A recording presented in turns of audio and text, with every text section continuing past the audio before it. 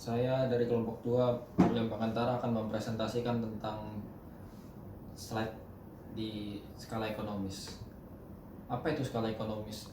Skala ekonomis atau economic of scale adalah menurunnya biaya produksi yang terjadi saat perusahaan memproduksi barang dalam jumlah yang lebih besar. Menguntungkan bagi perusahaan. Yang berpeluang untuk mencapai skala ekonomis biasanya merupakan perusahaan-perusahaan besar. Karena perusahaan-perusahaan besar mampu membeli bahan baku dalam jumlah besar.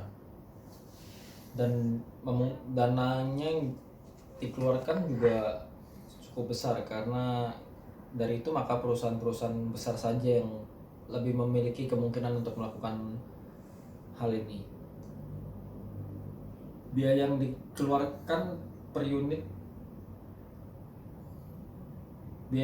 besar, tapi biaya per unit jumlahnya lebih rendah dan akan memangkas biaya produksi sehingga dapat menjual produk dengan harga yang lebih murah.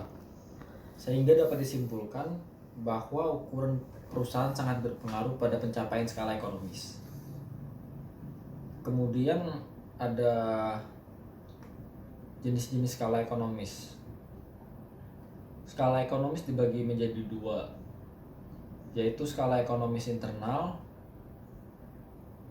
dan skala ekonomis eksternal. Namun saya hanya akan menjelaskan tentang skala ekonomis internal. Skala ekonomis internal itu biasanya hanya dapat diraih perusahaan besar karena bergantung pada besarnya perusahaan tersebut dan menghasilkan struktur pasar persaingan tidak sempurna. Skala ekonomis internal juga terbagi menjadi beberapa jenis, seperti skala internal teknis, yaitu hasil dari efisiensi produksi itu sendiri. Contohnya seperti biaya produksi akan meningkat 70-90% setiap perusahaan menggandakan hasil produksi mereka. Karena perusahaan besar akan lebih efisien dengan peralatan yang ada. Lalu yang kedua ada kekuatan monopsoni. Merupakan keadaan pada saat pelaku usaha menjadi pembeli tunggal dari barang dan jasa dalam sebuah pasar komoditas yang dilakukan oleh perusahaan retail atau supermarket. Kemudian ada manajerial terspesialisasi, dapat diraih jika perusahaan mampu memperkerjakan spesialis atau karyawan yang mempunyai skill pada bidang yang ada, sehingga perusahaan dapat berkembang. Kemudian ada finansial, merupakan kemampuan perusahaan untuk mendapatkan harga modal yang lebih murah karena perusahaan besar dibiayai oleh pasar modal dengan penawaran publik. Dan yang memiliki kredit tinggi bisa mendapatkan keuntungan dari suku bunga saham yang rendah. Yang terakhir ada jaringan. Biasa terjadi pada bisnis online. Dengan memanfaatkan internet sebagai infrastruktur utama, perusahaan akan menghemat biaya untuk menjaring konsumen baru, dan keuntungan dapat diperoleh perusahaan secara utuh. Selanjutnya akan dipresentasikan oleh teman saya. Nama saya Natania Clarista Orville. Saya akan menjelaskan tentang skala ekonomis eksternal. Terdiri dari komponen-komponen yang tidak dapat dikendalikan oleh perusahaan, tetapi berdampak langsung terhadap kelangsungan bisnisnya. Pada skala ekonomis ini, mengacu pada penurunan biaya rata-rata produksi seiring terjadinya peningkatan output. Peran pemerintah memegang pengaruh yang besar dan seringkali menguntungkan bagi pelaku bisnis dan perusahaan besar, dan menghasilkan struktur pasar persaingan yang sempurna.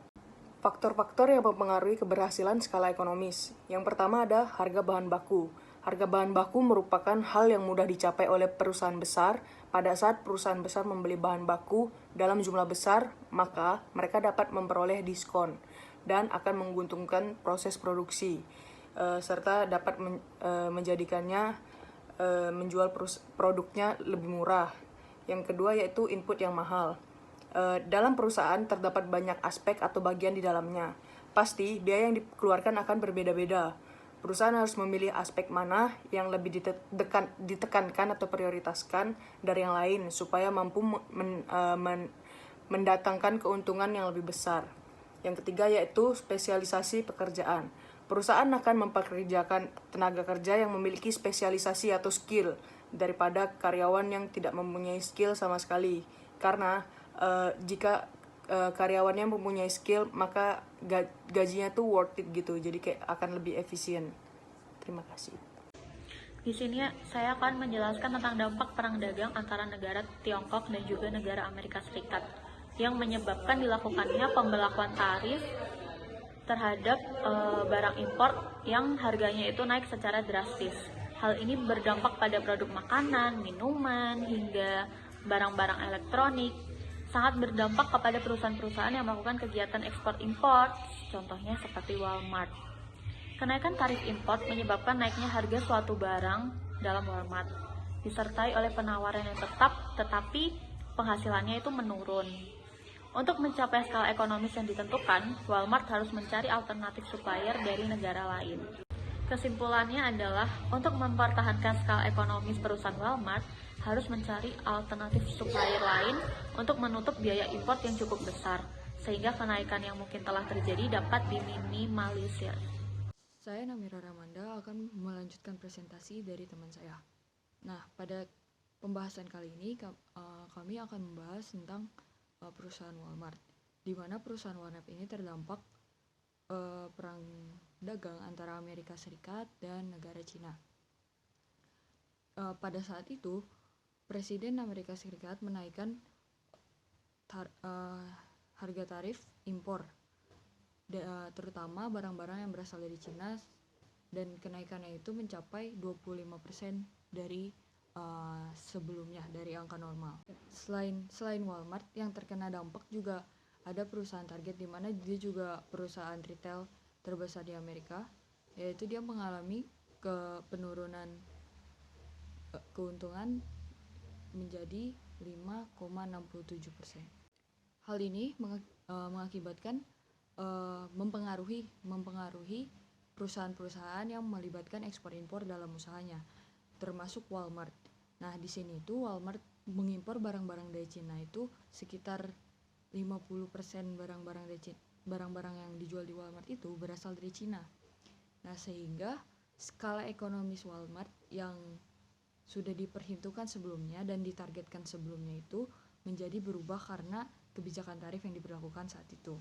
Jika Walmart berhasil mendapatkan alternatif supplier lain, kerugian atau penurunan keuntungan dari perusahaan Walmart ini dapat diminimalisir. Jadi sekian dari kelompok kami. Terima kasih.